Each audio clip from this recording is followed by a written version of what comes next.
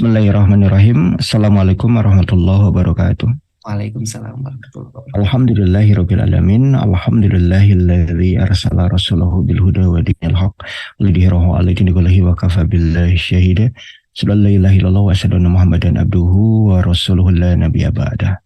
Allahumma sholli ala Muhammad wa ala ali Muhammad kama shallaita ala Ibrahim wa ala ali Ibrahim fil alamin innaka Hamidum Majid. Ya il hadirin taqullaha haqqa tuqatih wa la tamutunna illa wa antum muslimun. Qala Allah ta'ala fil kitabil karim, a'udzu billahi minasyaitonir rajim. Bismillahirrahmanirrahim. Wal tandur nafsun ma qaddamat lighad yang ba'du.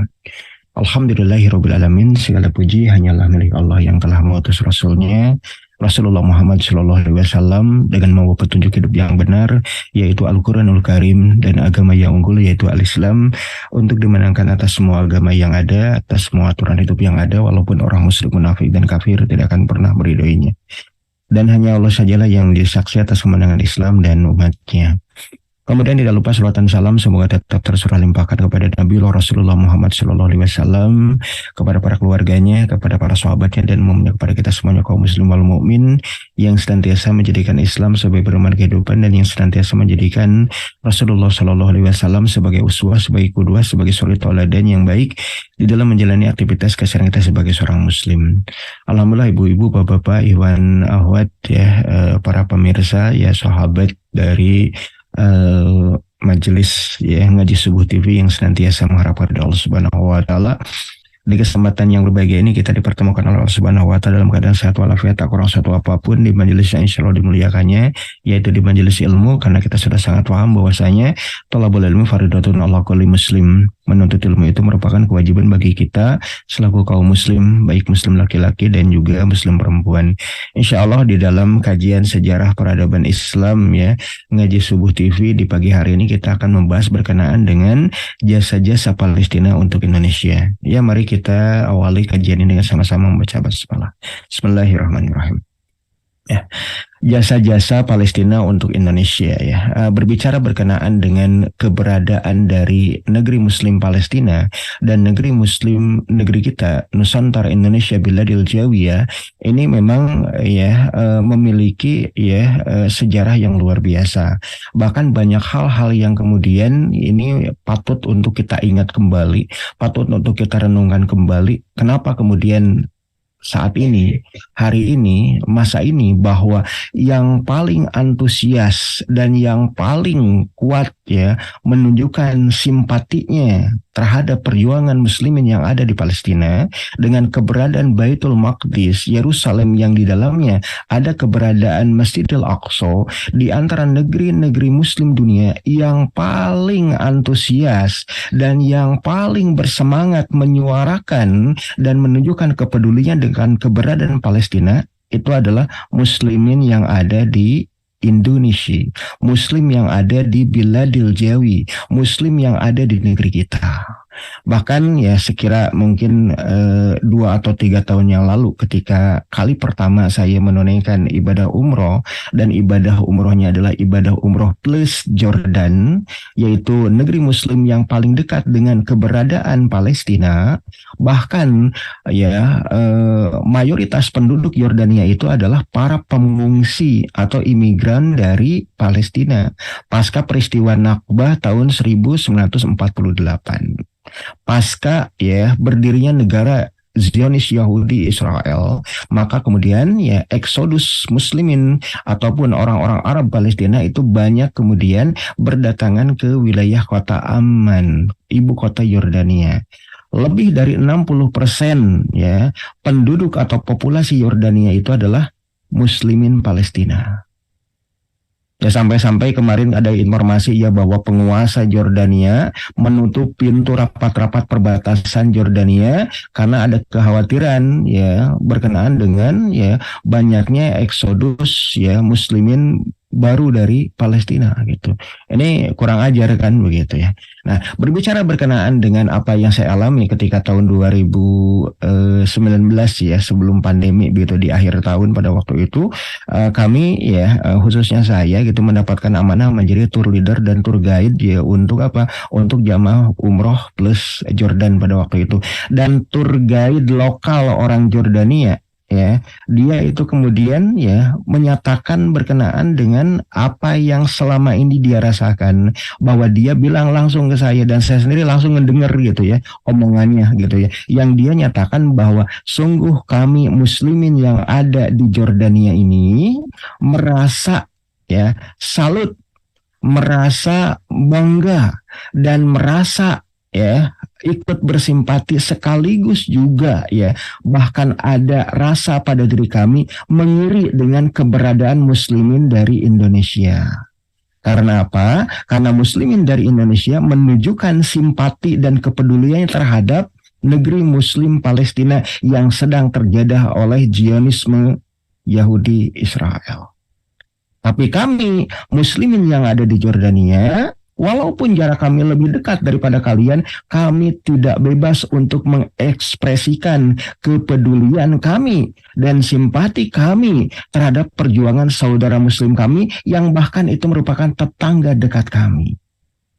Tapi kami justru melihat bahwa muslimin Indonesia itu jauh lebih bersimpati, jauh lebih antusias menunjukkan kepeduliannya terhadap perjuangan saudara kami muslimin Palestina. Jadi orang-orang Jordania itu sampai bilang begitu, ya, bahwa ternyata memang negeri kita adalah ya muslimin yang paling peduli dan paling antusias menunjukkan simpatinya dan kepeduliannya, keberpihakannya terkait dengan perjuangan muslimin yang ada di Palestina. Nah ini insya Allah kita nanti akan coba uraikan berkenaan dengan latar belakang sejarah ya terkait dengan ya hubungan yang sedemikian dekat, hubungan yang sedemikian harmonis antara muslimin Nusantara Indonesia Biladil Jawiyah dengan muslimin yang ada di Al-Quds Baitul Maqdis Yerusalem Palestina.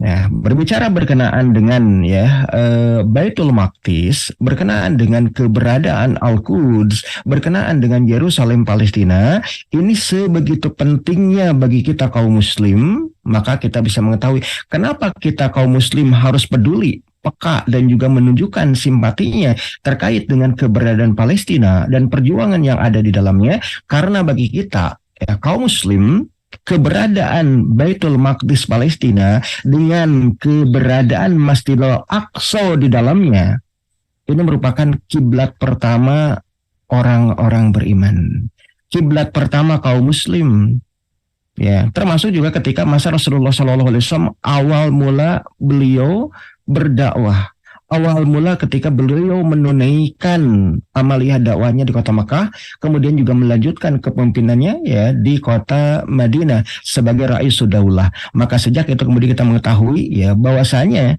ya baginda Nabi Muhammad SAW meneladani para anbiya di generasi-generasi sebelumnya yang menjadikan Masjidil Aqsa sebagai kiblatnya ketika beliau bersujud kepada Allah Subhanahu wa taala. Makanya kalau kita perhatikan lebih lanjut, pada saat di mana Rasulullah SAW menunaikan amaliyah dakwahnya di kota Mekah, beliau itu berdirinya itu membelakangi rukun Yamani. Ya, kenapa membelakangi rukun Yamani? Karena wajahnya dihadapkan ke dua Baitullah. Baitullah yang ada di kota Mekah yaitu Ka'bah, dan Baitullah yang ada di Yerusalem Palestina yaitu keberadaan Masjidil Aqsa.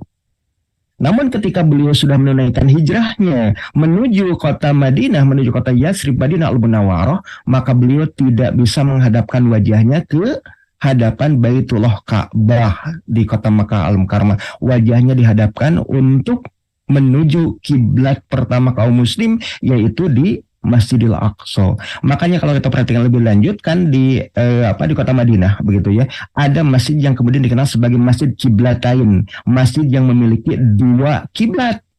Karena pada waktu itu Rasulullah SAW mendapatkan anugerah dari Allah Subhanahu wa taala wahyu berkenaan dengan memindahkan arah kiblat, karena baginda Nabi sungguh ingin menghadapkan wajahnya itu ke Baitullah Ka'bah di kota Mekah, sedangkan di kota Madinah itu justru jaraknya, tempatnya itu berseberangan dengan kota Mekah. Makanya wajahnya menghadapkannya itu ke arah Baitul Maqdis, Masjidil Aqsa yang ada di Yerusalem. Nah makanya kita bisa mengetahui bahwa keberadaan Yerusalem dengan keberadaan Masjidil Aqsa di dalamnya ini merupakan kiblat pertama orang-orang beriman. Dan ini penting nilainya bagi kita sebagai orang-orang beriman di akhir zaman. Yang kedua, kita juga mengetahui bahwa keberadaan Masjidil Aqsa di Al-Quds di Baitul Maqdis Yerusalem Palestina ini juga merupakan bait Allah yang kedua. Rasul pernah ditanya oleh para sahabat kenapa sebelumnya beliau menghadapkan wajahnya ke Masjidil Aqsa di Yerusalem Palestina. Beliau menyatakan bahwa sesungguhnya bait Allah itu yang pertama dibangun di kota Mekah dengan keberadaan Baitullah Ka'bah. Oleh siapa? Yang pertama oleh Jibril alaihissalam, yang kedua oleh Adam alaihissalam, yang ketiga oleh Ibrahim alaihissalam, yang keempat itu dipugar direnovasi oleh kalangan Bani Quraisy pada masa kepemimpinan dari kakek Rasulullah Shallallahu Alaihi Wasallam, yaitu Abdul Muthalib bin Hashim bin Abdi Manaf bin Qusay bin Kilab. Nah, pada waktu itu kita mengetahui bahwa bait Allah yang pertama itu adalah Baitullah Ka'bah di kota Mekah Al-Mukarramah. Kemudian ditanya oleh para sahabat, adakah bait Allah berikutnya ya Rasulullah? Dan Rasul katakan bahwa bait Allah yang kedua dibangun oleh Adam alaihissalam sekira 40 tahun setelah pembangunan Baitullah yang pertama, yaitu Baitullah Ka'bah. 40 tahun berikutnya dibangunlah bait Allah yang kedua, yaitu Masjidil Aqsa yang ada di Baitul Maqdis Yerusalem Palestina. Maka penting untuk kita kaum muslim mengetahui begitu penting dan mulianya keberadaan Masjidil Aqsa di Baitul Maqdis Yerusalem Palestina. Kemudian yang ketiga, bahwasanya keberadaan Masjidil Aqsa itu merupakan tempat berakhirnya Isra Rasulullah Shallallahu Alaihi Wasallam dan tempat bermulanya Mi'raj Rasulullah Shallallahu Alaihi Wasallam dalam peristiwa Isra wal Mi'raj. Bahkan diabadikan oleh Allah Subhanahu Wa Taala dalam Quran surat Al-Isra ayat yang pertama. Subhanalladzi asra'a bi 'abdihi lailan minal masjidil harami ilal masjidil aqsa. Jadi dalam ayat yang pertama saja sudah memberitahukan berkenaan dengan keberadaan Masjidil Aqsa, keberadaan dua masjid yang mulia. Makanya kemudian dikatakan Maha Suci Allah yang telah memperjalankan hambanya pada suatu malam dari Masjidil Haram di kota Mekah menuju Masjidil Aqsa di Baitul Maqdis Yerusalem Palestina. Jadi bagi kita kaum muslim, bagi kita orang-orang beriman, sebegitu mulianya keberadaan dari Masjidil Aqsa di Yerusalem Palestina. Kemudian yang keempat, pentingnya dan mulianya keberadaan Aqsa Baitul Maqdis Yerusalem Palestina bagi kita ini merupakan tempat suci ketiga. Karena apa? Karena kita mengetahui Rasul pun pernah menyatakan kepada kita semuanya bahwa tempat suci pertama orang-orang beriman itu adalah kota Mekah Al-Mukarramah dengan keberadaan Masjidil Haram di dalamnya dan keberadaan Baitullah Ka'bah. Tempat suci kedua bagi kita kaum muslim itu adalah kota Madinah Al-Munawwarah dengan keberadaan Masjid Nabawi dan makam Rasulullah Shallallahu Alaihi Wasallam. Dan yang ketiga ini adalah Baitul Maqdis Yerusalem Palestina dengan keberadaan Masjidil Aqsa di dalamnya. Maka kita mengetahui Rasul pun menyatakan apabila kita menunaikan sholat di tiga tempat suci tadi, di Haram Asy-Syarif tadi, maka kalau kita menunaikan sholat di Masjidil Aqsa, maka Allah akan mengganjarnya dengan 500 kali kebaikan. Kalau kita menunaikan sholat di Masjid Nabawi di kota Madinah, maka Allah akan mengganjarnya dengan 1000 kebaikan. Dan jika kita menunaikan sholat beribadah di tempat suci pertama kaum muslim di kota Mekah Al-Mukarramah di Masjidil Haram, maka Allah akan mengganjarnya dengan 100.000 kebaikan. Itu kemudian makna kemuliaan dari Haram Asy-Syarif, tiga tempat yang disucikan oleh Allah, dan ini merupakan kebahagiaan keberkahan bagi kita kaum muslim. Itu poin yang keempat, kenapa kita harus peduli dan peka menunjukkan keberpihakan kita kepada Palestina, karena dengan keberadaan Masjidil Aqsa di dalamnya di wilayah Baitul Maqdis Yerusalem Palestina. Dan ini juga merupakan tanah wakaf kaum muslim semenjak era kepemimpinan Sayyidina Umar bin Khattab Al-Faruq sebagai Amirul Mukminin, sebagai khalifah pada waktu itu, ketika beliau membebaskan Yerusalem Palestina dan memuliakan kembali keberadaan dari Masjidil Aqsa. Jadi Sayyidina Umar bin Khattab menetapkan bahwa ini merupakan teritorialnya kaum muslim, tidak boleh kemudian diakui, ya diklaim secara perorangan dan tidak boleh diperjualbelikan. Makanya kemudian ketika kita mengerti bahwa khalifah yang begitu menjaga Yerusalem, Palestina, Baitul Maqdis pada waktu itu, yaitu Sultan Abdullah Hamid yang kedua, beliau menyatakan bahwasanya keberadaan Aqsa, keberadaan Baitul Maqdis, keberadaan Yerusalem, Palestina, ini merupakan tanah milik kaum muslim seluruhnya, bukan milik kami semata-mata, bukan hanya milik dari pemerintahan Utsmaniyah, tapi milik seluruh kaum muslim sedunia. Itu yang dikatakan oleh Sultan Abdullah Hamid II kepada Dr. Theodore Hals, Bapak Zionisme Internasional, ketika melobi berkenaan dengan kehendak orang-orang Yahudi untuk membeli ya beberapa ya patok tanah yang ada di Baitul Maqdis Palestina sebagai tanah mukim bagi para peziarah Yahudi di tanah suci Yerusalem. Jadi ini merupakan tanah wakaf kaum muslim. Kalau tanah wakaf kaum muslim berarti milik kita juga yang ada di Indonesia, yang ada di Biladil Jawiyah, milik Kang Ayi, milik saya dan milik pemirsa dari ya NSTP Ngaji Subuh TV hari. Jadi bukan hanya milik muslimin yang ada di Arabia atau Palestina atau di Yerusalem, tapi juga milik muslimin seluruhnya. Makanya wajib untuk kita bela, wajib kita jaga, wajib kita muliakan. Berikutnya, ya di akhir zaman kita juga mengetahui bahwa keberadaan Yerusalem, keberadaan Baitul Maqdis, keberadaan Aqsa di dalamnya, ini juga disebutkan Rasulullah SAW sebagai nuqtah ibtida atau Taifah al-Mansurah. Titik awal kemunculan kelompok yang akan dijaga dan ditolong oleh Allah Subhanahu wa taala hingga Allah memenangkan kelompok yang dimaksud. Ya. Mungkin di antara kita bisa melacak, adakah di antara kelompok kaum muslim yang lahir di Al-Quds, yang lahir di Baitul Maqdis, yang lahir di Yerusalem, yang muncul kali pertama diumumkan di Masjidil Aqsa, Palestina.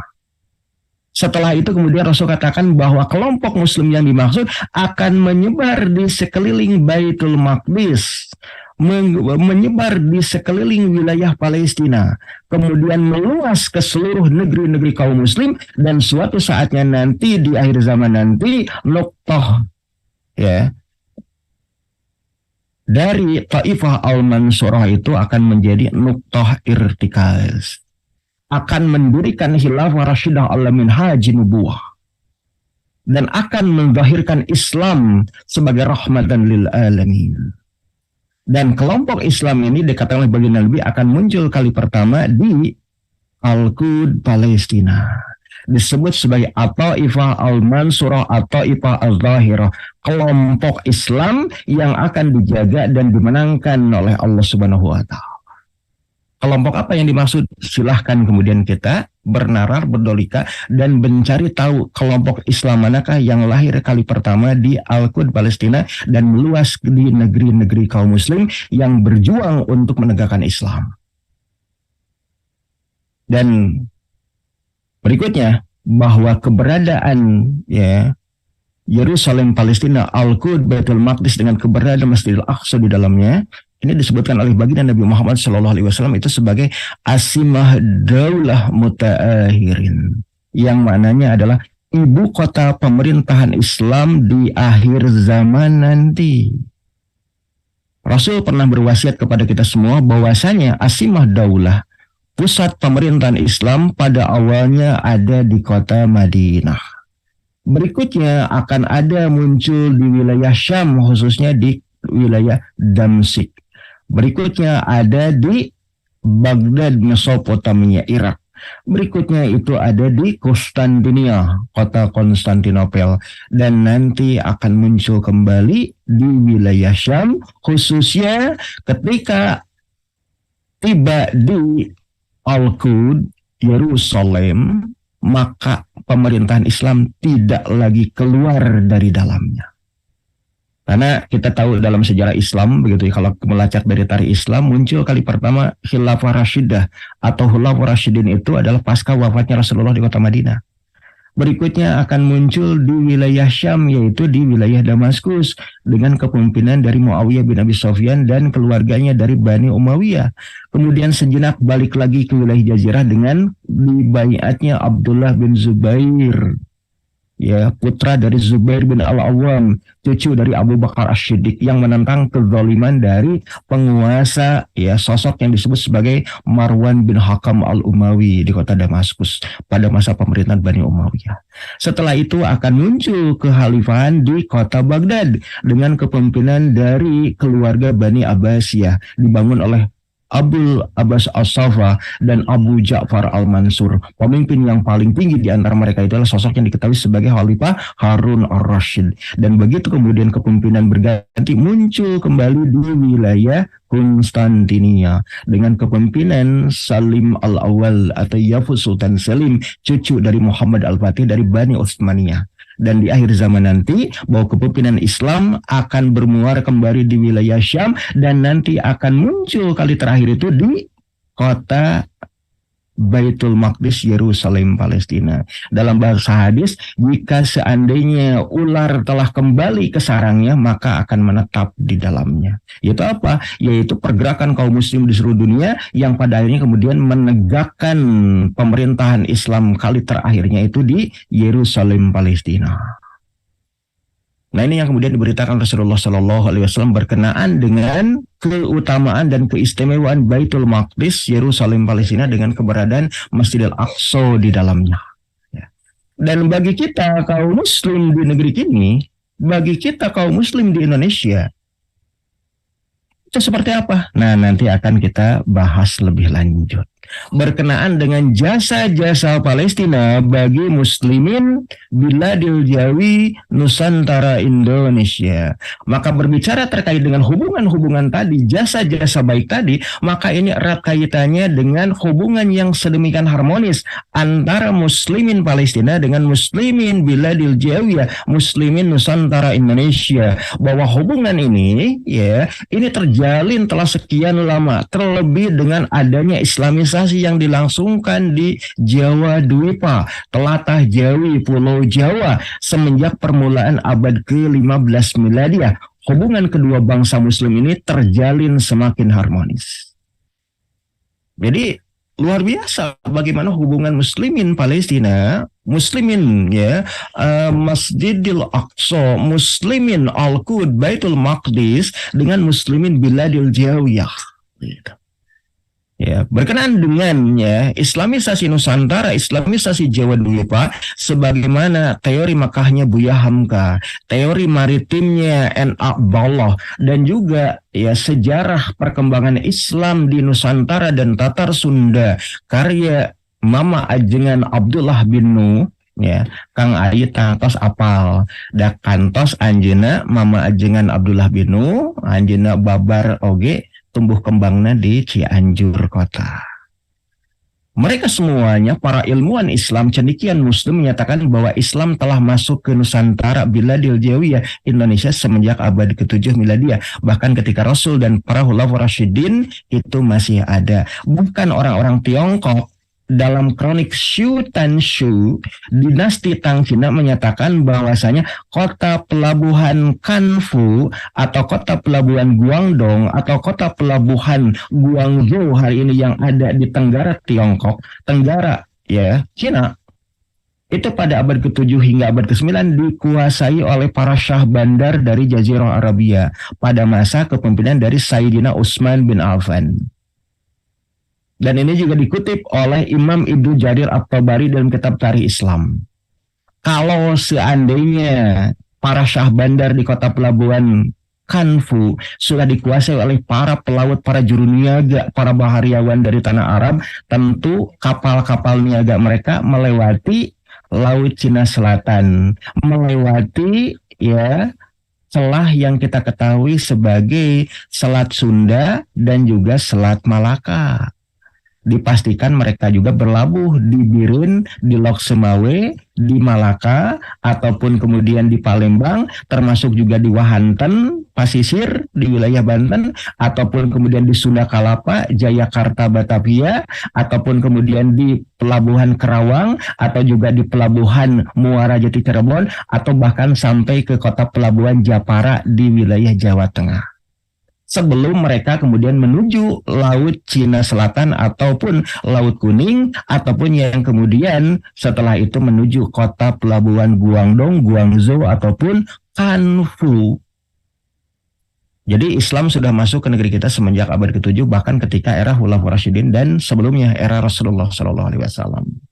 Dan terutama semenjak Islamisasi yang ada di Nangru Aceh Darussalam dengan keberadaan kerajaan Jempa pada tahun 770 Miladiah, sezaman dengan masa kepemimpinan Khalifah Ja'far al-Mansur dari Kekhalifan Bani Abbasiyah, yang pada waktu itu ada sosok yang disebut sebagai Abdullah al-Hin al-Khurasani al-Farisi, ya, yang menjadi anak mantu dari penguasa Jempa pada waktu itu, ya, sebagaimana yang kemudian dikutip dalam buku Ikhtisar Raja-Raja Jempa. Berikutnya kemudian juga ada sosok yang kemudian disebut sebagai Salman Sahriansa yang menikahi Nyi Mas Piring Seledang Ratna Kemala, begitu, putri dari Abdullah Al-Hin yang menikahi putri dari penguasa Jempa pada waktu itu. Kemudian juga ada kuasa Purlak pada tahun 840 Miladiah, yaitu apa? Kekuasaan yang menggabungkan kuasa yang ada di Birin dengan yang ada di Lok Semawe di bawah kepemimpinan dari anak keturunan dari Rasulullah SAW, Bani Hashim, Bani Abdul Muthalib, yang menjadi penguasa di Purlak namanya adalah Syed Abdul Aziz Shah, anak keturunan dari Imam Husain bin Ali bin Abi Thalib, cucu Rasulullah SAW. Hingga ini kemudian kekuasaan yang ada di Nangru Aceh Darussalam antara Perulak kemudian disublimasi dengan keberadaan dari Samudra Pasai pada tahun 1267 pada masa kepemimpinan dari Raja Murah Silu yang kita ketahui sebagai Sultan Malikus Soleh. Makanya kerajaan Samudra Pasai dikenal di Timur Tengah sebagai kerajaan Soluhiyah. Solehiyah itu diambil dari kata penguasa pertamanya, Sultan Malikus Soleh, Sultan Malikus Salih. Jadi kemudian kerajaannya dikenal sebagai Kesultanan Solehiyah, Samudra Pasai. Ini sebagaimana yang kemudian dikutip di dalam kitab Sulalatus Salatin karya Tunku Sri Lanang. Dan ini erat kaitannya dengan keberadaan Baitul Maqdis Palestina. Bagaimana hubungannya kita lihat bahwasanya kerajaan Solahiyah atau Kesultanan Solahiyah atau kerajaan Samudra Pasai yang dibangun oleh Murah Silu Sultan Malikus Soleh, kita mengetahui bahwasanya berdiri dan kemudian akhirnya kita mengetahui juga bahwa kekuasaannya dibangun pada sekira tahun 1267. Sebelum berdirinya kerajaan Kesultanan Salehiyah ataupun Samudra Pasai, itu pada waktu itu kita bisa mengetahui di wilayah Timur Tengah terjadi goncangan yang luar biasa ketika pada tahun 1258 Kekhalifan Islam Bani Abbasiyah diruntuhkan, dihancurkan oleh serangan Tartar Mongol pada era kepemimpinan Kaisar Hulagu Khan bin Tulikan bin Temujin Genghis Khan. Maka keluarga khalifah dibantai dan yang selamat itu diburu oleh pasukan Tartar Mongol. Satu di antaranya ada yang lari ke wilayah Hindia Barat di India, ada juga yang lari ke Hindia Timur yaitu Nusantara Indonesia Biladil Jawiyah. Satu di antaranya yang lari ke negeri kita adalah sosok yang kemudian dikenal disebut sebagai Sadrul Kabir Abdullah bin Muhammad bin Abdul Qadir bin ini apa yang kita ketahui sebagai Al-Muntansir Billah, sosok khalifah kaum muslim dari Bani Abbasiyah. Kuburannya, makamnya ada di Nangru Aceh Darussalam, masih bisa kita ziarahi hingga hari ini. Keluarga Bani Abbas itu melarikan diri dari pengepungan orang-orang Tartar Mongol karena kemana-mana mereka diburu oleh pasukan Hulagu Khan pada waktu itu. Maka mereka berdiaspora, berlari untuk melandungkan diri ke negeri-negeri kaum muslim yang paling kuat atau ke negeri-negeri muslim yang paling jauh tidak bisa dikejar oleh pasukan berkuda Tartar Mongol. Satu di antaranya ada yang melindungkan diri ke wilayah kuasa di Samudra Pasai. Karena bagi keluarga Bani Abbas rasanya mustahil pasukan berkuda dari Tartar Mongol itu menyeberangi samudra untuk mengejar, mengeksekusi keluarga Bani Abbasiyah. Maka mereka lari sampai ke Nangro Aceh Darussalam. Kemudian juga ada di antara keluarga Bani Abbasiyah yang kemudian datang ke Kairo untuk mencari perlindungan militer dari penguasa Mamlukiyah yang paling kuat pada waktu itu, yaitu sosok yang diketahui sebagai Malik Muzaffar Saifuddin Qutuz dan jenderal militernya yang kita ketahui sebagai Ruknuddin Baibars al-Bundukdari. Malik al-Dhahir, Ruknuddin Baibars al-Bundukdari. Dan kita tahu mereka berdua itu mampu mengalahkan pasukan Tatar Mongol dalam perang yang ada di Palestina, dalam perang Ain Jalut. Ketika apa? Ketika jenderal Al-Zahir Ruknuddin Baibars al-Bundukdari dan juga sultannya Malik Saifuddin Qutuz itu berhasil mengalahkan pasukan Kitbukanoyan dari Tartar Mongol yang diutus oleh Kaisar Hulagukan dari dinasti Ilkhanat yang telah memorak-porandakan keberadaan Bani Abbasiyah di kota Baghdad. Pada tahun 1260, 2 tahun setelah hancurnya Baghdad oleh pasukan Mongol, 2 tahun setelah hancurnya Khilafah Bani Abbasiyah oleh Mongol. Kemudian pada sekira tahun 1262 terjadi pergantian kekuasaan. Malik Muzaffar Saifuddin Qutuz digantikan oleh jenderal militernya, yaitu Al-Zahir Ruknuddin Baibars al-Bundukdari. Dan Al-Zahir Ruknuddin Baibars al-Bundukdari kemudian diangkat sebagai Amir baru, Malik baru, Raja baru, Sultan baru bagi kepemimpinan dari Mamlukiyah yang ada di Kairo, Mesir. Tak lama setelah itu datanglah rombongan Bani Abbasiyah yang ingin meminta permohonan perlindungan politik dan perlindungan militer, perlindungan keamanan bagi keluarganya dari pengejaran pasukan Tartar Mongol. Dia inilah yang kemudian kita kenal sebagai Al-Mustansir Billah yang kedua. Maka kemudian Al-Zahir Ruknuddin Baibars al-Bundukdari tidak hanya menolong dan melindungi keluarga Bani Abbas, tapi juga mengangkat kembali Al-Muntansir Billah sebagai Khalifah Bani Abbasiyah yang ada di kota Kairo. Ruknuddin Baibars al-Bundukdari itu pun kemudian ditetapkan sebagai Muawinun atau Wuzara Akbar atau Perdana Menteri kepala pemerintahan untuk menjalankan kuasa kesultanan dan kekhalifahan yang ada di kota Kairo. Maka sejak itulah kemudian kekhalifahan Islam Bani Abbasiyah itu berdiri bermuara kembali di kota Kairo, Mesir.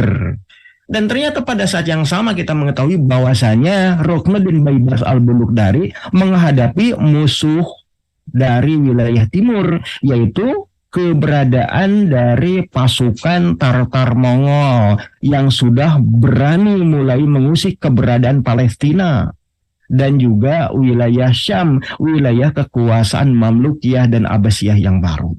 Pada saat yang sama, di tahun-tahun yang sama, ada juga serangan yang kemudian dilakukan dari arah barat, yaitu pasukan salib dari Eropa yang hendak merebut kembali Yerusalem, Palestina, dari kekuasaan Mamlukiyah dan kekuasaan kaum muslim pada umumnya.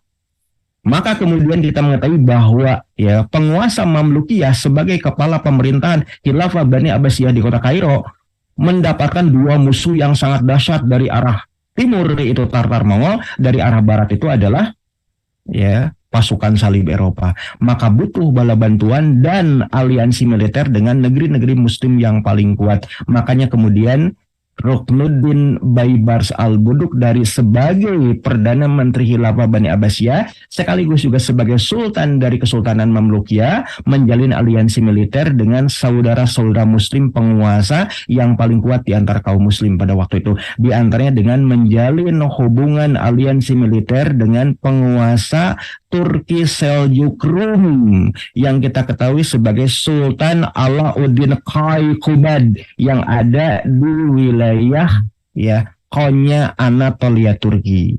Kemudian juga menjalin hubungan militer, aliansi militer dengan panglima perang dari ya kuasa orang-orang suku Kayu yang ada di Sohut.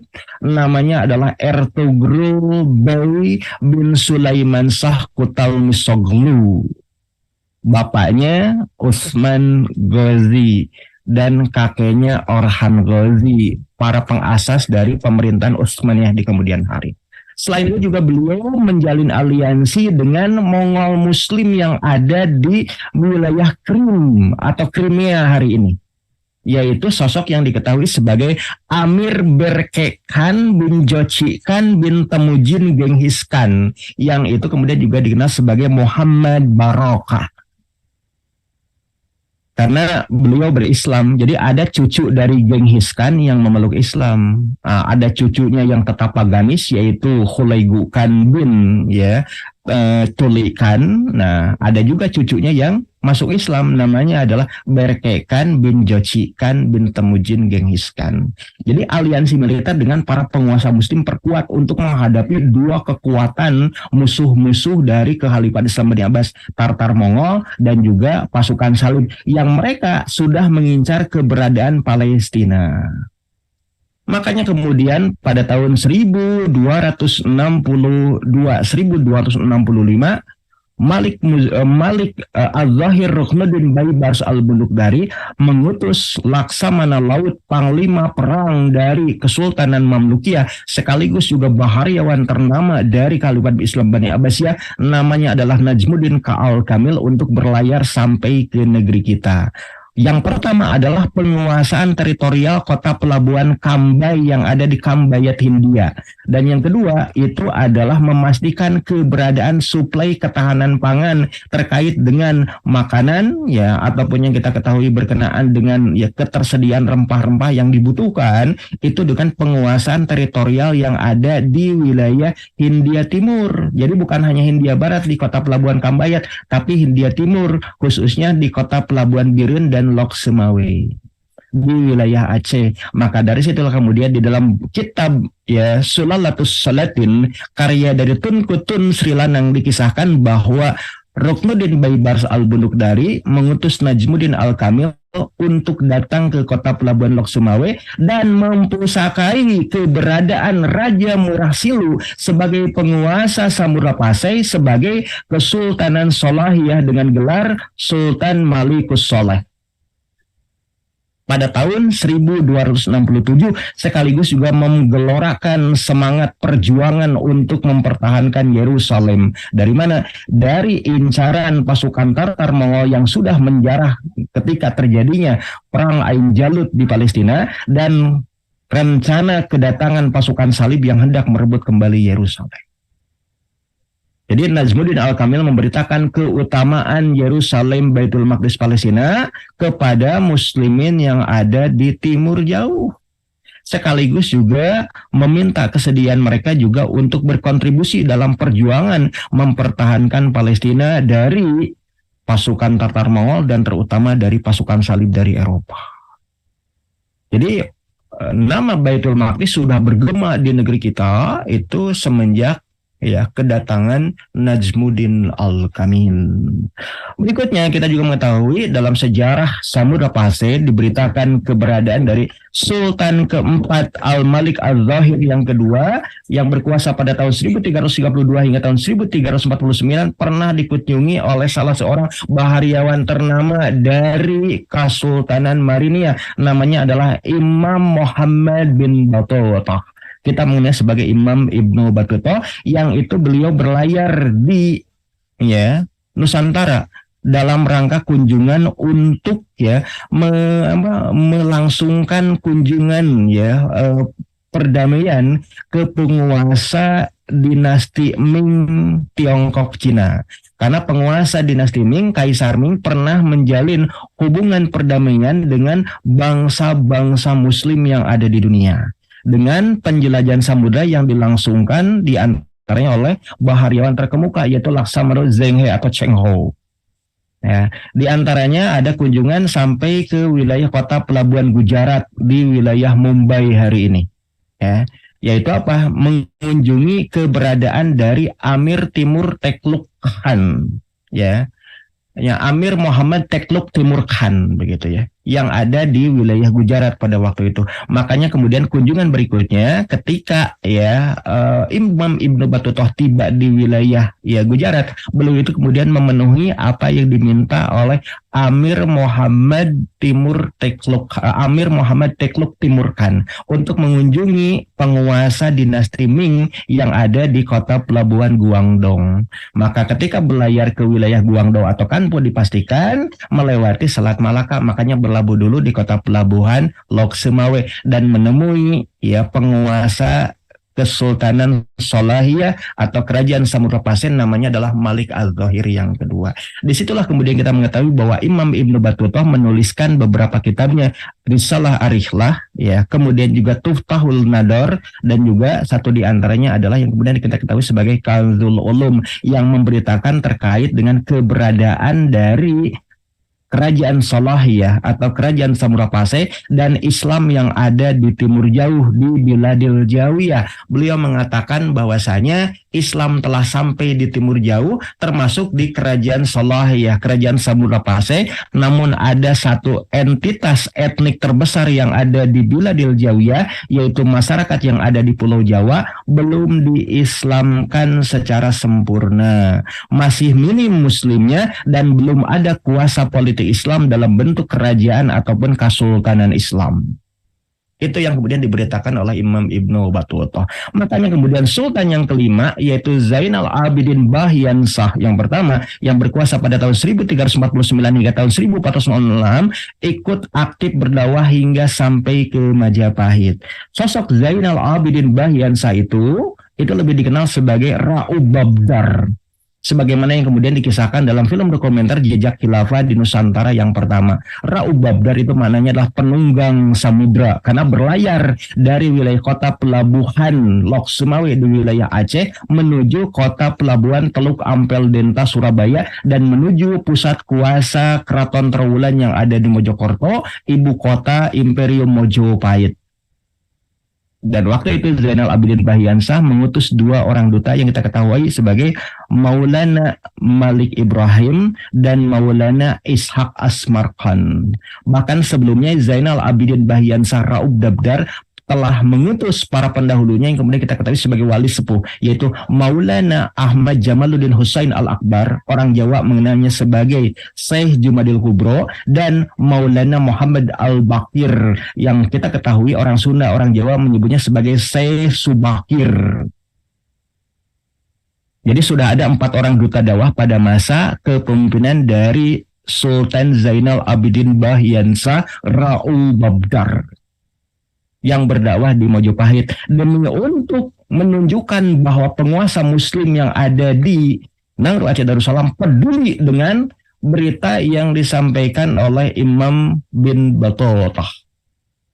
Dan kemudian kita mengetahui juga pada tahun 1402-1413 ada kebangkitan Utsmaniyah pada masa Sultan Muhammad pertama, atau yang kita ketahui sebagai Mehmed Chelebi, Muhammad I Jalabi, setelah porak-poranda pada tahun 1402 oleh serangan Mongol, yaitu pada masa kepemimpinan Amir Timur Leng dari Samarkand, Uzbekistan. Dan kita mengetahui berikutnya informasi berkenaan dengan Islamisasi Jawa Dwipa yang dilangsungkan oleh para waliullah itu bergema ke seluruh penjuru dunia Islam. Pada tahun 1404-1418 para duta dakwah mulai berdatangan ke Pulau Jawa. Di Pulau Jawa sudah ada 4 orang tadi, ya, Syekh Jumadil Kubro, Syekh Subakir, Maulana Malik Ibrahim Sunan Gresik, dan juga adiknya Maulana Ishaq Asmarkan, orang Jawa orang Sunda mengenai sebagai Syekh Ishaq Asmarkondi.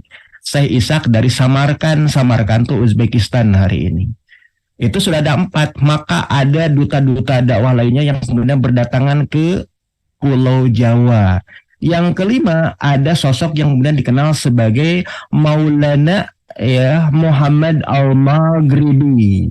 Maulana Muhammad Al-Maghribi itu dari negeri Maghrib. Maghrib itu Maroko, dan ternyata beliau ini merupakan murid dari Muhammad bin Battuta yang pernah berkunjung ke wilayah Samudra Pasai, Nangro, Aceh Darussalam dan memberitakan kabar tentang Islamisasi di negeri kita, Biladil Jawiyah. Itu yang kelima, ya. Kemudian yang keenam, ada sosok yang kemudian disebut sebagai kerabat kolega saudara jauh dari Muhammad Al-Baqir, yaitu sosok yang disebut sebagai Maulana Muhammad Ali Al-Akbar Al-Parisi dari Persia, datang ke negeri kita. Sudah ada 7 orang duta dakwah. Kemudian ternyata ada 2 orang duta dakwah yang berasal dari Baitul Maqdis, Yerusalem, Palestina. Ada 2 orang duta dakwah dari Palestina yang melengkapi jumlah 9 orang waliullah yang berdakwah di Pulau Jawa. Namanya adalah Maulana Aliuddin dan Maulana Hasanuddin, yang pada waktu itu mereka sedang menempuh pendidikan ilmu di universitas tertua di dunia Islam yang kemudian kita ketahui sebagai Ummul Qura di kota Mekah Al-Mukarramah. Makanya kemudian Maulana Hasanuddin ketika mulai dakwahnya di wilayah Tatar Sunda, tiba di kota pelabuhan yang ada di Kerawang, ya, kemudian membangun padukuhan pondok pesantren Mahad Islam Mahad Al-Quran, maka beliau juga dikenal oleh masyarakat Sunda dan masyarakat Jawa sebagai Syekh Qura, karena berasal dari Ummul Qura kota Mekah Al-Mukarramah ketika beliau menempuh ilmunya. Namun sesungguhnya beliau dilahirkan di Yerusalem, Palestina. Itu pada abad ke-15. Dan satu di antaranya, ya, yang ke-9, ada duta dakwah yang kemudian berangkat dari wilayah Anatolia, dari wilayah Turkiya. Dia itu yang kemudian dikenal sebagai Maulana Muhammad Israel dari Turki, dan beliau itu kemudian disupport oleh Muhammad I Jalabi, Mehmed Çelebi dari pemerintahan Utsmaniyah yang baru pulih, ya, pada tahun 1413 setelah kekuasaannya diporak-porandakan pada era kepemimpinan bapaknya, ketika bapaknya dikalahkan oleh Amir Timur Leng dari orang-orang Mongol Samarkand. Jadi ada orang Turki satu, yaitu Muhammad, ya, Maulana Muhammad Malik Israel namanya. Nah, tadi dikatakan bahwa 2 di antaranya adalah dari Palestina. Jasa pertama berkenaan dengan Palestina terhadap muslimin Biladil Jawiyah Indonesia adalah masyarakat Jawa diislamkan oleh duta-duta dakwah yang berasal dari Palestina. 2 di antaranya namanya adalah Maulana Aliuddin dan Maulana Hasanuddin, yang kita ketahui juga sebagai Syekh Qura, begitu. Makanya kalau diperhatikan lebih lanjut, ya, satu di antara mazhab yang paling besar dianut oleh muslimin Biladil Jawiyah Nusantara Indonesia itu adalah mazhab Imam Muhammad bin Idris Asy-Syafi'i atau Syafi'iyah, Syafi'iyin.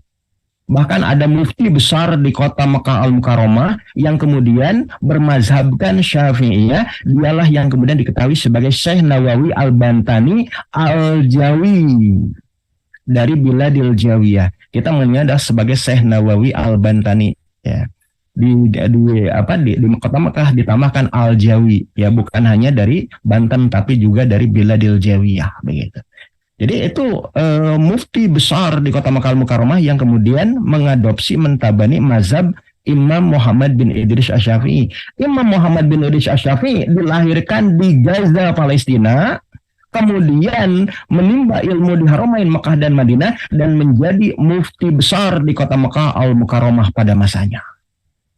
Dan ini diemban oleh para duta dakwah dan dikembangkan di Biladil Jawiyah, khususnya di Pulau Jawa. Buktinya kan kebanyakan di antara kita mengadopsi mentabani mazhab Imam Syafi'i yang kemudian dilahirkan di Palestina, dan kemudian mazhabnya pun dikembangkan oleh kalangan waliullah yang berasal dari Baitul Maqdis Palestina, Maulana Hasanuddin dan Maulana Aliuddin yang kita kenal sebagai Syekh Qura di kota Kerawang.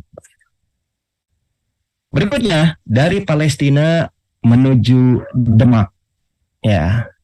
Ketika kita mengetahui bahwa pada tahun 1478, ya, berdiri Kesultanan Demak, dan di antaranya ada sosok yang kemudian dikenal sebagai waliullah yang juga ikut mendakwahkan Islam dan memperjuangkan Islam di Biladil Jawiyah, khususnya di telatah Jawi, Jawa Dwipa. Namanya adalah Maulana Usman Haji bin Said Fadl Ali Murtado. Siapa Maulana Usman Haji yang dimaksud? Orang Sunda, orang Jawa mengenai sebagai Sunan Ngudung. Siapakah Sunan Ngudung? Sunan Ngudung itu adalah ayahanda dari Maulana Ja'far Shadiq. Siapakah Maulana Ja'far Shadiq? Maka orang-orang Kudus mengenalnya sebagai Sunan Kudus, pendiri dan pembangun Masjidil Aqsa di kota Kudus, sekaligus juga membangunkan keberadaan kotanya, yaitu kota Al-Quds. Karena sosok dari Maulana Ja'far Shadiq bin Maulana Usman Haji bin Said Fadl Ali Murtado yang nasabnya nyambung kepada Imam Husain bin Ali bin Abi Thalib karamallahu wajhah, cucu Rasulullah sallallahu alaihi wasallam dari Fatimah Zahra binti Muhammad sallallahu alaihi wasallam. Beliau itu dilahirkan di kota Al-Quds, dilahirkan di Yerusalem, Palestina. Sebelum berdakwah dan berjuang di Biladil Jawiyah, di Pulau Jawa, khususnya di Kesultanan Demak ketika membangun kota Kudus. Orang Palestina lagi nih, orang Al-Quds, orang Baitul Maqdis. Maulana Usman Haji ini kemudian diangkat oleh Raden Patah sebagai imam masjid di kota Demak, sekaligus juga diangkat sebagai panglima perang Amirul Jihad di Kesultanan Demak Bintaro di Gelagahwangi, Jawa Tengah. Dan kita juga mengetahui bahwasanya Maulana Usman Haji bin Said Fadl Ali Murtado atau Sunan Ngudung tadi, ini juga ketika diangkat sebagai Amirul Jihad dan juga sebagai imam masjid di kota Demak oleh Raden Patah Bumbre Kertabumi Prabu Brawijaya kelima, beliau pun kemudian diangkat menjadi pelatih ya kalangan Bayangkari di Keraton Trowulan.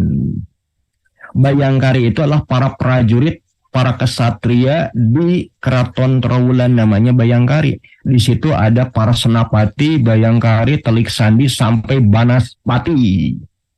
Ya, tingkatan para prajurit kesatria-kesatria tempur di era Mojopahit. Makanya kemudian ketika beliau menjadi pelatih dari para senapati di kalangan para Bayangkari, Banaspati, Telik Sandi, Keraton Trowulan di antara para kesatria Mojopahit, maka di situ kita bisa mengetahui pada saat di mana Majapahit mengadakan ya rapat tahunannya itu, satu di antaranya ada penguasa dari wilayah Bali yang merupakan wilayah yang ditundukkan oleh kekuasaan Majapahit datang ke Keraton Trowulan di Mojokerto, yaitu sosok yang kemudian dikenal sebagai Raja Kresna Kepakisan dari kerajaan Gel-Gel di wilayah Pulau Dewata, Pulau Bali. Dan ketika pulang kembali ke kerajaan Gel-Gel, ya, itu kemudian Raja Kresna Kapakisan itu sebagaimana yang dikisahkan dalam kitab sejarah Dalam Watu Renggong, dikisahkan bahwa dia dikawal oleh 60 kesatria Mojopahit Nyamaslam. Nyamaslam itu adalah mereka yang telah menjadi Muslim melalui amaliyah dakwah pendidikan militer yang dilatih oleh sosok waliullah namanya adalah Sunan Ngudung Maulana Usman Haji bin Said Fadl Ali Murtado yang berasal dari Aqsa, Al-Quds, Baitul Maqdis, Yerusalem, Palestina. Silahkan Kang Ayi atau siapapun di antara kita melacak keberadaan dari buku sejarah Dalam Watu Renggong. Di sana ada kisah bahwa Sunan Ngudung telah mengislamkan para Bayangkari senopati di Keraton Trowulan dan diantaranya dipilih para kesatria terbaik yang kemudian disebut sebagai Nyamaslam. Para Bayangkari senapati kesatria Mojopahit yang telah memeluk Islam ditugaskan untuk mengawal Raja Kresna Kepakisan dari kerajaan Gel-Gel Pulau Dewata Bali. Dan dari 60 Nyamaslam itu kemudian mereka berdiam diri bermukim di wilayah Pulau Dewata sekaligus juga mensiarkan dakwah Islam di sana. Bermula dari jasa seorang muslim yang berasal dari Palestina. Beliaulah waliullah yang kemudian kita kenal sebagai Sunan Ngudung Maulana Usman Haji bin Said Fadl Ali Murtado. Berikutnya ya, Sunan Ngudung atau Maulana Usman Haji bin Said Fadl Ali Murtado tadi punya anak. Ya, Sunan Ngudung tadi atau Maulana Usman Haji menikahi Syarifah Dewi Rahil binti Maulana Makdum Ibrahim yang kita ketahui sebagai Sunan Bonang, punya anak namanya adalah Dewi Rahil, gelarnya Syarifah. Syarifah itu berarti nasabnya nyambung kepada para syarif. Syarif itu adalah gelar kebangsawanan bagi anak keturunan dari Hasan bin Ali bin Abi Thalib, cucu Rasulullah dari Fatimah Zahra binti Muhammad Sallallahu Alaihi Wasallam. Dan pernikahannya itu kemudian mereka berbulan madu di tempat awal mula Sunan Ngudung bermula, yaitu di Masjidil Aqsa, Baitul Maqdis, Yerusalem, Palestina. Dan di sana ketika bermukim, ya mereka kemudian dikaruniai seorang anak yang kemudian dikenal sebagai Ja'far Shadiq Azmat Khan. Lahir di Al-Qud, Baitul Maqdis, Palestina. Nasabnya terhubung kepada Syed Ja'far Shadiq bin Syed Muhammad Al-Bakir bin Syed Ali Zainal Abidin bin Syed Husain bin Ali bin Abi Thalib karamallahu wajha. Makanya namanya sama, Ja'far Shadiq, tapi marganya Azmat Khan. Buyut-buyutnya namanya adalah Syed Ja'far Shadiq. Ada hal yang aneh gitu, lucu banget. Ada materi ajar di madrasah ya yang ada di negeri kita. Madrasah Ibtidaiyah, Madrasah Sanawiyah, dan Madrasah Aliyah yang menyatakan bahwa Sunan Kudus alias Ja'far Shadiq adalah orang Syiah katanya. Karena nyambung kepada salah seorang di antara imam ahlul baitnya Nabi yang diklaim sebagai imamnya orang-orang Syiah, yaitu Syed Ja'far Shadiq bin Syed Muhammad Al-Bakir. Padahal Syed Ja'far Shadiq bin Syed Muhammad Al-Bakir ini merupakan guru dari Imam Abu Hanifah bin Nu'man atau Imam Hanafi, dan juga merupakan guru dari Imam Malik bin Anas Al-Asbahi yang kita ketahui sebagai Imam Maliki. Mereka berdua juga merupakan guru-guru dari Imam Muhammad bin Idris Asy-Syafi'i yang merupakan para ulama mazhab Ahlus Sunnah wal Jamaah. Jadi Nurus Tunjung kalau yang menyatakan Imam Ja'far Shadiq itu sebagai Syiah, kok mau menyebutkan Sunan Kudus sebagai Syiah? Kan aneh gitu. Dia tidak paham berkenaan dengan kronologi historiografi, kronologis dalam sudut pandang kesejarahan Islam begitu. Nah, kita mengetahui bahwa Ja'far Shadiq Azmat Khan itu lahir di Al-Qud, Palestina, buah cinta pernikahan dari Maulana Usman Haji atau Sunan Ngudung dengan putri dari Sunan Bonang yang kita ketahui sebagai Syarifah Dewi Rahil binti Maulana Makdum Ibrahim. Nah, dan ketika Ja'far Shadiq Azmat Khan atau Sunan Kudus datang kembali ke Pulau Jawa, kemudian bergabung dengan Kesultanan Demak, maka beliau pun kemudian diangkat karena keilmuan dan kemuliaan nasabnya sebagai Syekhul Islam, pemberi fatwa di Kesultanan Demak, sekaligus juga pemimpin di antara Dewan Waliullah Wali 9 atau Wali Songo. Beliau pun diangkat sebagai Qadi Kesultanan Demak Bintoro. Oleh siapa? Oleh penerus dari Raden Fatah, pewaris dari Pati Unus. Namanya adalah Sultan Trenggono bin Raden Fatah bin Bre Kertabumi Prabu Brawijaya.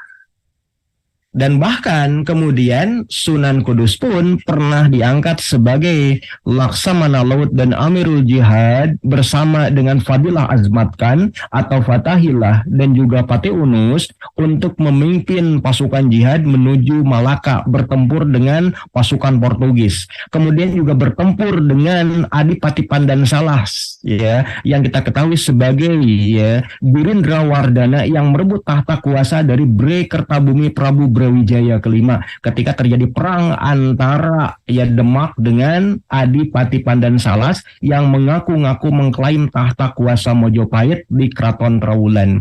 Termasuk juga ketika terjadi peperangan dengan keberadaan Pengging ketika Ki Ageng Pengging, bapaknya Joko Tingkir Sultan Hadiwijaya, menunjukkan penolakan dan pembangkangannya terhadap kepemimpinan dari Sultan Trenggono. Itu kalau kita membaca terkait dengan sejarah Jawa di era para waliullah. Berikutnya kita lihat ya bagaimana kemudian jihad yang ada di telatah Jawi, Jawa Dwipa. Di antaranya pada tahun 1478 Adipati Pandan Salas dari wilayah Kadiri, ya, Girindrawardana itu merebut tahta kuasa keraton Trawulan dari Bray Kertabumi Prabu Brawijaya kelima. Terjadilah perang dahsyat antara Kediri dengan Mojopahit. Dan akhirnya kemudian penguasa terakhir Mojopahit Bray Kertabumi Prabu Brawijaya kelima itu kemudian moksa, ya, yang artinya apa, meninggalkan tahta, ya, karena apa? Karena sudah tidak lagi kuasa untuk menahan gempuran dari anak menantunya sendiri. Adipati Pandan Salas itu adalah menantu dari Bray Kertabumi Prabu Brawijaya yang kelima. Jadi menantunya hianat ini, ya, dia memberontak kepada mertuanya dan bahkan merebut tahta kuasanya. Maka dari situlah kemudian kita mengetahui bahwa putra, ya, dari Bray Kertabumi Prabu Brawijaya kelima yang menjadi Adipati Bintara di Gelagahwangi, penguasa Demak, yaitu Adipati Jimbun atau Adipati Raden Patah, itu kemudian menyatakan tidak mau lagi tunduk pada kekuasaan Keraton Trawulan Mojopahit. Kenapa? Kekuasaannya telah diambil alih oleh kakak iparnya, yaitu apa? Adipati Pandan Salas Girindrawardana, bapaknya tidak lagi berkuasa. Maka dia menolak kepemimpinan Giriwardana yang mengklaim sebagai Bray Kertabumi Prabu Brawijaya yang ke-6. Maka bahkan kemudian Sunan Ampel dan Sunan Kudus serta Sunan Ngudung ini kemudian memprakarsai berkenaan dengan pemberontakan Demak menghadapi kekuasaan sang pemberontak Girindrawardana.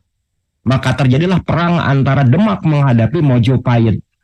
Jadi pada waktu itu bukan berarti kemudian Raden Patah menggulingkan kekuasaan bapaknya, tapi sesungguhnya Raden Patah dari Kesultanan Demak ikut membela kekuasaan bapaknya yang direbut oleh menantu dari penguasa Majapahit sebelumnya, yaitu Adipati Pandan Salas dari wilayah Kediri, namanya adalah Girindrawardana yang mengklaim tahta kuasa Trawulan dengan gelar, ya, Bray Kertabumi, ya, Brawijaya yang ke-6.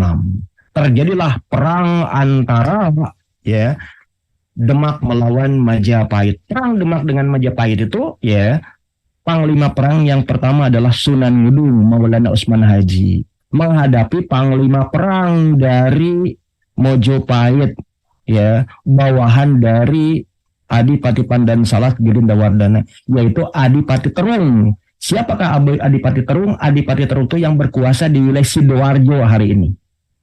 Adipati Terung ataupun gubernur wilayah Terung namanya adalah Raden Kusen. Siapakah Raden Kusen? Raden Kusen adalah merupakan putra dari Arya Damar.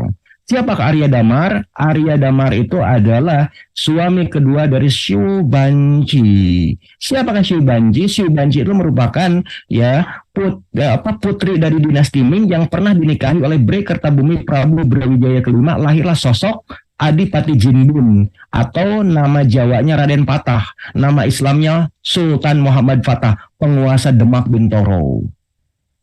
Jadi Raden Kusen itu merupakan adik tiri dari Raden Jimbun atau Raden Adipati Bintara Raden Patah. Dan Raden Kusen itu juga sudah Muslim. Bayangkan oleh kita, Sunan Ngudung itu adalah waliullah, panglima perang Demak. Adipati Terung itu adalah seorang Muslim, Raden Kusen, yang merupakan adik tiri dari Raden Patah. Jadi kalau kemudian ada yang nyinyir kepada kita bahwasanya Demak menghancurkan Mojopahit, Demak menghancurkan keberadaan Hindu, atau bahkan Raden Patah itu menghancurkan kekuasaan bapaknya, ini adalah sesuatu fitnah yang luar biasa. Karena apa? Karena sesungguhnya kita mengetahui pada saat terjadinya perang dahsyat, panglimanya pun adalah sama-sama Muslim. Sunan Ngudung menghadapi Adipati Terung, Maulana Usman Haji menghadapi Raden Kusen yang merupakan adik tiri dari penguasa Demak sendiri, Raden Patah. Itu luar biasanya. Dan bahkan lebih daripada itu, Kang, bahwa Sunan Ngudung dengan Adipati Terung itu adalah merupakan sama-sama besan. Karena apa? Karena Sunan Ngudung memiliki putra namanya adalah Sunan Kudus. atau Maulana Ja'far Shadiq Azmat Khan. Sedangkan Adipati Terung atau Raden Kusen punya seorang putri, namanya adalah Diah Ayu Utari, dinikahi oleh Sunan Kudus bin Sunan Ngudung. Bayangkan oleh kita, itu perang saudara sesungguhnya. Ini terjadi kan, Girinda Wardana itu merupakan anak menantunya Bray Kertabumi Brawijaya kelima.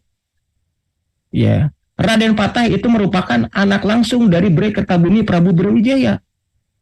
Kemudian para panglima perangnya, ternyata mereka pada besan-besan juga gitu.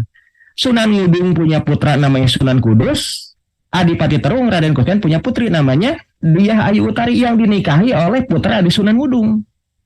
Dan dalam perang tanding duel di antara Sunan Ngudung melawan Adipati Terung, ya, Masya Allah, Subhanallah, Sunan Kudung itu pada akhirnya kemudian tewas di tangan Adipati Terung dan pasukan Demak berhasil dipukul mundur pada awalnya, ya, pada saat terjadinya penyerangan pengepungan atas Keraton Trowulan pada waktu itu. Dan akhirnya kemudian kita mengetahui bahwa Raden Patah segera mengangkat putra dari Sunan Ngudung yaitu Sunan Kudus yang kita ketahui sebagai Maulana Ja'far Shadiq Azmat Khan untuk menantang mertuanya sendiri Raden Kusen Adipati Terung yang membela Girinda Wardana dengan kekuasaannya di Keraton Trowulan. Dan dalam perang tanding antara Sunan Kudus menghadapi mertuanya Raden Kusen dikalahkan. Tapi Sunan Kudus mengampuni mertuanya tadi, padahal mertuanya tadi telah mengeksekusi bapaknya Sunan Ngudung, Maulana Utsman Haji bin Syahid Fadl Ali Murtada. Kenapa Sunan Kudus mengampuni mertuanya? Karena pertama diketahui itu sama-sama muslim. Yang kedua terikat dengan hubungan kekeluargaan. Aku ini adalah menantu dan engkau adalah mertua. Bagaimana memperlakukan ayah mertua? Dan Sunan Kudus meminta kesediaan mertuanya untuk meminta ampun sekaligus juga bertobat atas kelalaiannya membela kezaliman Girinda Wardana. Karena maksud Raden Patah ingin memulihkan kembali kekuasaan bapaknya Bray Kertabumi Prabu Brawijaya kelima yang dipaksa untuk moksa oleh Adipati Pandan Salas Girinda Wardana. Maka sejak itulah kemudian kita mengetahui sejak dikalahkannya Raden Kusen oleh Sunan Kudus, maka kemudian akhirnya penguasa Keraton Trowulan Girinda Wardana menyatakan tunduk pada kekuasaan Demak. Dan sejak itulah kemudian Mojopahit menjadi bagian tak terpisahkan dari Kesultanan Islam Demak. Jadi kalau ada yang menyatakan hari ini bahwasanya kerajaan Majapahit itu adalah merupakan Kesultanan Islam, benar adanya semenjak kekalahan Raden Kusen oleh Sunan Kudus, panglima perang Kesultanan Demak yang lahir di Al-Qud, Palestina. Itu jasa muslimin Palestina terhadap islamisasi yang ada di Binadil Jawiyah, khususnya yang ada di tlatah Jawi Jawa di Pulau Jawa. Tidak banyak yang kemudian berani mengungkap persoalan ini. Kemudian juga pada tahun 1546 terjadi peperangan yaitu Perang Demak menghadapi kekuasaan kerajaan Daha di wilayah Blambangan dan Panarukan. Di situ kita mengetahui bahwasanya kekuasaan Demak itu ada di dalam kekuasaan Sultan Trenggono, putra dari Raden Fatah. Sedangkan Daha itu mengaku sebagai penerus dari kekuasaan Girinda Wardana yang dipimpin oleh Patih Udara. Dan ketika terjadinya perang tahun 1546 dikisahkan bahwa panglima perang dari Kesultanan Demak namanya adalah Pangeran Sabakingkin bin Syekh Sarif Hidayatullah Sunan Gunung Jati. Pangeran Sabakingkin ini adalah yang kita ketahui juga sebagai Maulana Hasanuddin. Nama Sundanya adalah Pangeran Sabakingkin sebagaimana yang ditunjukkan oleh kakek beliau yaitu Sang Surasawan bin Prabu Wangi Pamanah Rasa Jaya Dewata Jaya Ningrat Sri Baduga Maharaja. Dan ternyata sebagaimana yang ditulis oleh Fernandes Mendes Pinto dalam Summa Oriental bahwa Pangeran Sabakingkin yang merupakan panglima perang Demak di era kepemimpinan dari Sultan Trenggono menghimpun di antaranya 300 elit pasukan khusus Janisari. yang diantaranya mereka berasal dari semenanjung Arabia, dari negeri Turkiya, dari negeri Gujarat, termasuk diantaranya yang ada di Jazirah Arabia itu yang berasal dari Baitul Maqdis Palestina. Ada jasa lagi muslimin Palestina untuk muslimin Biladil Jawiyah. Pada saat penaklukan wilayah Belambangan dan Panarukan ketika Demak ya menaklukkan wilayah kerajaan Daha yang dipimpin oleh Patih Udara. Ya, jihad di Telatah Jawi. Berikutnya bagaimana kemudian keberadaan Sunan Kudus atau Maulana Ja'far Shadiq Azmat Khan bin Maulana Utsman Haji bin Sayyid ya Fadl Ali Murtado tadi yang berasal dari Palestina, bahkan dilahirkan di Palestina. Kita mengetahui apa adanya beliau ditugaskan oleh Raden ya Fatah sebelumnya, kemudian juga ditugaskan oleh penerusnya, pewarisnya yaitu Sultan Trenggono untuk membuka hutan dan membangunkan kota baru atas nama kekuasaan Demak. Maka berikutnya kita mengetahui bahwa beliau ini kemudian membangun satu kota yang kemudian dinisbatkan kepada nama tempat ketika beliau dilahirkan yaitu Al-Quds. Maka orang Jawa mengenai sebagai kota Kudus ya. Satu di antaranya dengan membangunkan menara Al-Quds selayaknya miniatur Baitul Maqdis yang ada di Palestina. Bahkan nama masjidnya pun disebut sebagai Masjid Al-Aqsa. Itu luar biasanya Sunan Kudus demi untuk mengingat tempat kelahirannya di Palestina. Kota Kudus dibangun oleh Sunan Kudus, namanya adalah Maulana Ja'far Shadiq Azmat Khan bin Maulana Utsman Haji bin Sayyid Fadl Ali Murtado yang lahir di Al-Quds, Palestina. Bahkan lebih daripada itu, ya Sunan Kudus bersama dengan Sunan Giri atau yang kita ketahui sebagai Maulana Muhammad Ainul Yakin dari wilayah Giri Kedaton, makanya kemudian ya Muhammad ya Ainul Yakin tadi itu kemudian dikenal sebagai Sunan Giri. Diangkat oleh Kesultanan Demak sebagai para waliullah yang ada di Dewan 9, Dewan Para Waliullah ya, yang kemudian menjadi Majelis Fatwa Kesultanan Demak, diperintahkan oleh Sultan Trenggono untuk menyusun kitab hukum undang-undang pidana dan perdata yang berbasiskan Quran dan Sunnah hukum syariah yang kemudian dikodifikasi dalam kitab Anger-Anger Surya Ngalam. Ya, silakan aja. Mungkin di antara para pujangga budayawan Jawa ingin meneliti berkenaan dengan keberadaan Anger-Anger Surya Ngalam, silakan. Siapa tahu mungkin di keraton ya ada pabukon, ya ada perpustakaan yang menghimpun keberadaan dari hukum perdata pidana pada masa Kesultanan Demak Bintoro, namanya adalah Anger-Anger Surya Ngalam.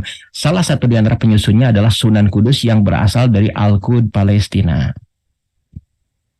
Berikutnya, ya di era abad ke-20, ketika kehalifan Islam pada akhirnya jatuh dan runtuh, ada bentuk solidaritas dunia Islam, solidaritas antara muslimin Filistin dengan muslimin Indonesia Biladil Jawiyah. Di antaranya ketika kita mengetahui ada salah seorang di antara pemuda muslim yang sedang menunaikan sekolah menuju kota Kairo untuk menempuh jenjang pendidikan di Universitas Al-Azhar. Namanya adalah Abdul Qahar Muzakir, salah seorang di antara santri dari Persyarikatan Muhammadiyah. Beliau itu kemudian kita kenal sebagai Kiai Haji pada saat penyusunan Piagam Jakarta yang sila pertamanya itu adalah negara berdasarkan atas dasar ketuhanan dengan kewajiban menjalankan syariat Islam bagi pemeluk-pemeluknya. Kiai Haji Abdul Qahar Muzakir pada saat tahun 1926, satu tahun setelah runtuhnya Khilafah Utsmaniyah ya di Istanbul, itu datang ke kota Kairo untuk menempuh pendidikan di Universitas Al-Azhar. Beliau pada waktu sedang berusia 17 tahun. Namun beliau memiliki keterampilan untuk beropini di media massa dengan menulis artikel opini dan propaganda. Dan beliau kerap kali menulis di koran-koran harian yang ada di kota Kairo. Di antaranya koran Al-Ahram, kemudian koran Al-Balad, kemudian juga koran Al-Hayat, sekaligus juga harian Al-Fatayat.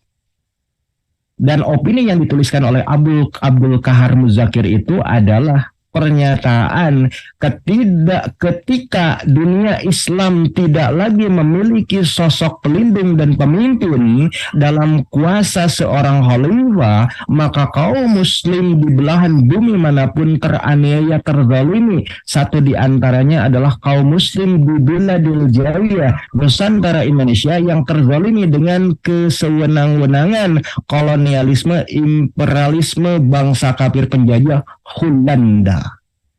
Maka kami berharap kepada saudara-saudara muslim kami dimanapun berada untuk ikut mendukung dan menggelorakan perjuangan untuk kami merebut kemerdekaan dari bangsa-bangsa kafir penjajah.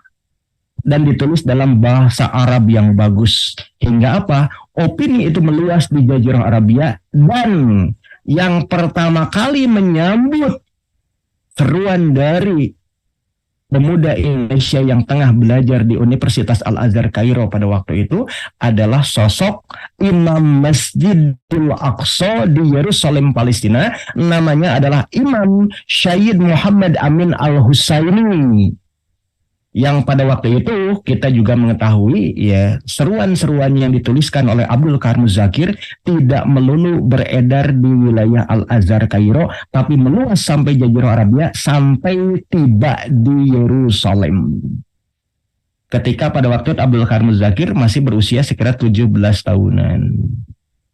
Dan ketika Abdul Qahar Muzakir sudah mulai tumbuh dewasa ketika berusia 22 tahun, secara khusus beliau diundang oleh Imam Masjidil Aqsa Yerusalem Palestina pada tanggal 7 Desember tahun 1931 untuk hadir mewakili Biladil Jawiyah, meliputi Indonesia, Malaysia, Singapura, Patani, Thailand, sekaligus juga Brunei Darussalam dan wilayah ya yang ada di wilayah Moro, Filipina, mewakili Biladil Jawiyah untuk hadir di dalam Muktamar Dunia Islam di Yerusalem yang dipanitiai oleh Syed Imam Muhammad Amin Al-Husaini, Mufti Besar Palestina sekaligus juga Imam Besar di Masjidil Aqsa Palestina.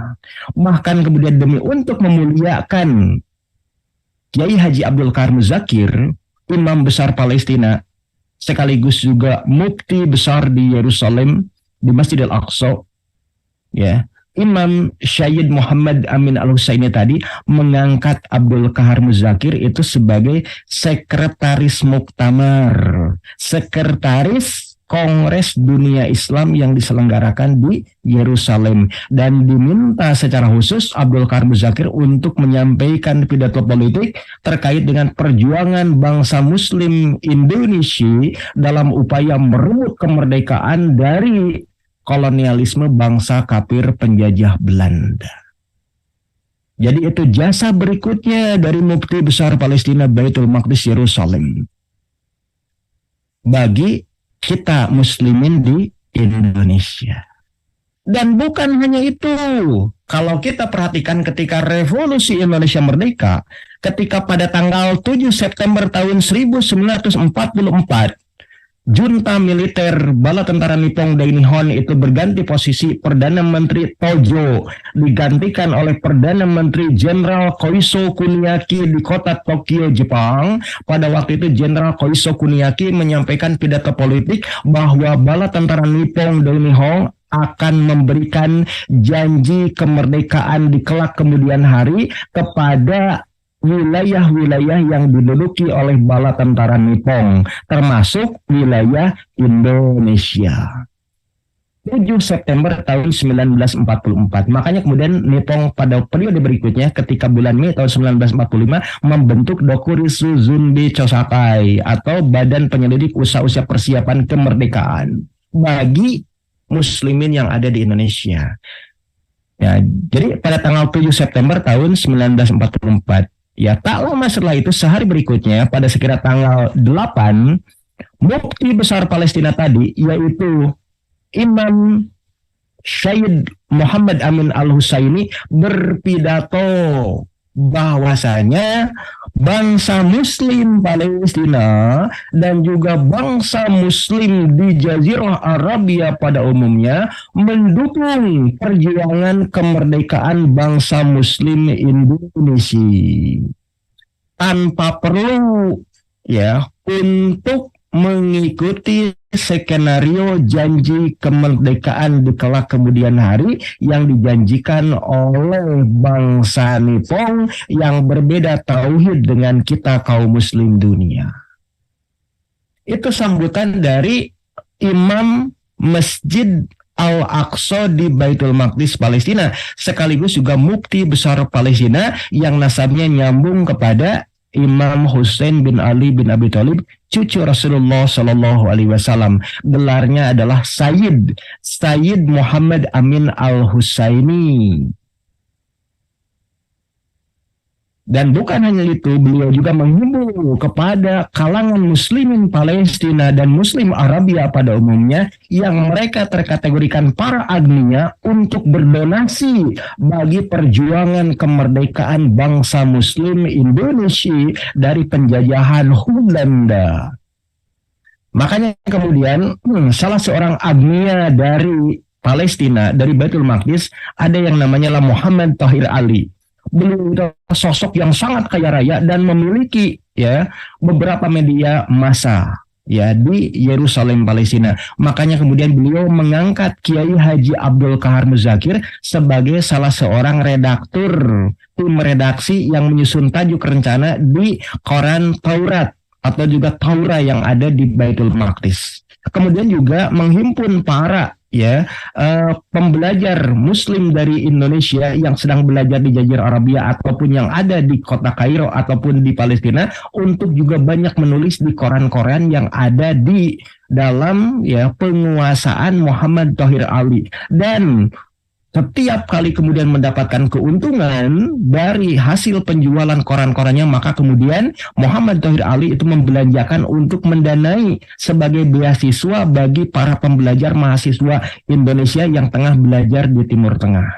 Dan bukan hanya itu, Muhammad Tahir Ali pun mendonasikan sebagian besar hartanya untuk diberikan secara cuma-cuma kepada muslimin yang hendak berjuang memerdekakan bangsa muslim Indonesia di Biladil Jawiyah. Setelah mendapatkan fatwa dari Muhammad Amin Al-Husaini, wajibnya muslimin Arabia mendukung perjuangan muslimin Indonesia merebut kemerdekaan. Makanya kemudian kita bisa melihat bagaimana kemudian antusias dan kepedulian muslimin Palestina dan Arabia untuk mendukung kemerdekaan Indonesia dari penjajahan Belanda dan penjajahan Nippon pada waktu itu. Di antaranya salah seorang petinggi dan pendiri gerakan Islam, gerakan dakwah Ikhwanul Muslimin, namanya itu adalah Imam Hasan Al-Banna, yang juga ikut mendukung menyuarakan kemerdekaan Indonesia dari penjajahan Belanda dan Nippon. Makanya kemudian pasca revolusi kemerdekaan 1945-1949, Bung Karno dan Bung Hatta memerintahkan kepada Perdana Menteri Sultan Syahrir, kemudian Menteri Penerangan dan Luar Negeri Kiai Haji Agus Salim, dan juga Kiai Haji Abdul Qahar Muzakir, termasuk juga Muhammad Hatta datang ke Kairo, kota Mesir, untuk memberikan ucapan terima kasihnya kepada Imam Muhammad Amin Al-Husaini yang ada di kota Kairo karena diusir oleh Zionis Yahudi semenjak bulan Mei tahun 1948 ketika David Ben Gurion mendeklarasikan berdirinya negara Israel. Kemudian juga Sultan Syahrir, Kiai Haji Agus Salim itu juga ikut berkunjung ke Kairo untuk memberikan ucapan selamat sekaligus juga rasa syukur dan terima kasihnya kepada Imam Hasan Al-Banna yang telah juga ikut mensupport kemerdekaan bangsa Indonesia. Mungkin Kang Ayi atau siapa di antara kita silahkan membaca buku Revolusi dan Diplomasi Revolusi Indonesia di Timur Tengah, karya dari Haji Zain Muhammad LC, yang juga merupakan sahabat dekat dari Kiai Haji Abdul Kahar Muzakir ketika mereka sama-sama menempuh studi di Universitas Al-Azhar Kairo dan mendokumentasikan perjalanan bagaimana diplomasi yang ditunaikan oleh para pembelajar, para thalibin yang ada di kota Kairo dalam upaya untuk memperjuangkan kemerdekaan Indonesia dari penjajahan Belanda dan Nippon. Dan yang kali pertama menyambut seruan ini adalah Mufti Besar Palestina, Mufti Imam Besar yang ada di Baitul Maqdis di Masjidil Aqsa, namanya adalah Imam Muhammad Amin Al-Husaini. Itu jasa berikutnya Muslimin Palestina terhadap Muslimin Indonesia. Makanya kalau ada orang Indonesia, orang Jawa, orang Sunda, ataupun orang Nusantara pada umumnya tidak peduli terhadap Palestina, tidak peka untuk menunjukkan solidaritasnya kepada saudara muslimnya yang ada di Baitul Maqdis, berarti apa? Cik orang Sunda mah nurus tunjung, goreng patut, tegap lega era, tegap leg cedok. Ya, jadi kita harus peduli, bahkan sampai ya di antara ya masyarakat dunia pun sampai menyatakan untuk menunjukkan pembelaan dan solidaritasnya terhadap Palestina, terhadap Baitul Maqdis, terhadap Aqsa, Al-Quds, cukuplah Anda menjadi manusia yang memiliki jiwa dan nurani, maka kalian tidak akan ridho, tidak akan rela dengan kedoliman Zionis Yahudi Israel. Cukuplah Anda manusia. Apalagi kita bukan hanya sekadar manusia ya Kang ya. Kita adalah manusia yang beriman kepada Allah dan Rasulnya. Maka ketika ada bagian dari tubuh kaum muslim tersakiti, kita pun akan merasa sakit yang sama. Dan kita adalah menunjukkan solidaritasnya dalam bentuk ukhuwah Islamnya, bukan semata ukhuwah basariyah. Itu saja mungkin yang bisa saya sampaikan. Kurang lebihnya mohon maaf. Billahi taufiq hidayah. Wassalamualaikum warahmatullahi wabarakatuh.